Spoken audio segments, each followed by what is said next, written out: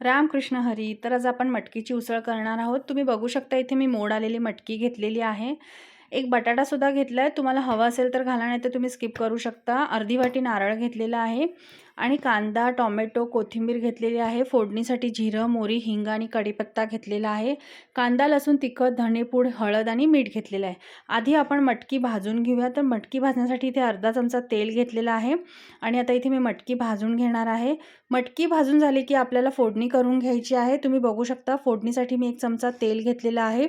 त्याच्यामध्ये आपल्याला मोहरी, हिंग, जिरं घालायचं आहे, कढीपत्ता घालायचा आहे, कांदा ॲड करायचा आहे आणि हे सगळं भाजून घ्यायचं आहे. नंतर आपल्याला टोमॅटो आणि कोथिंबीर ॲड करायची, ते सुद्धा आपल्याला भाजून घ्यायचं आहे. त्याच्यानंतर आपल्याला ते भाजून झाल्यावर बटाटा ॲड करायचा आहे. बटाटासुद्धा आपल्याला अर्धा मिनिटाभर भाजून घ्यायचा आहे. त्याच्यानंतर आपल्याला सगळे मसाले ॲड करायचे आहेत. आता हे सगळं व्यवस्थित आपल्याला भाजून घ्यायचं आहे. हे आपलं भाजून झालं की आपण जी मटकी भाजून ठेवली होती ती आपल्याला ॲड करायची आहे. मटकी ॲड झाली की आपल्याला ती 2-1 मिनटं भाजून घ्यायची आहे. ती भाजून झाली की आपल्याला एक अर्धी वाटी पाणी ॲड करायचं आहे.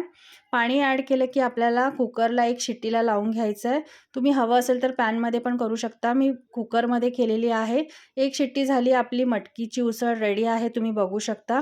अशा पद्धतीने तुम्ही मटकीची उसळ करून बघा. खूप छान होते आणि खूप छानसुद्धा लागते.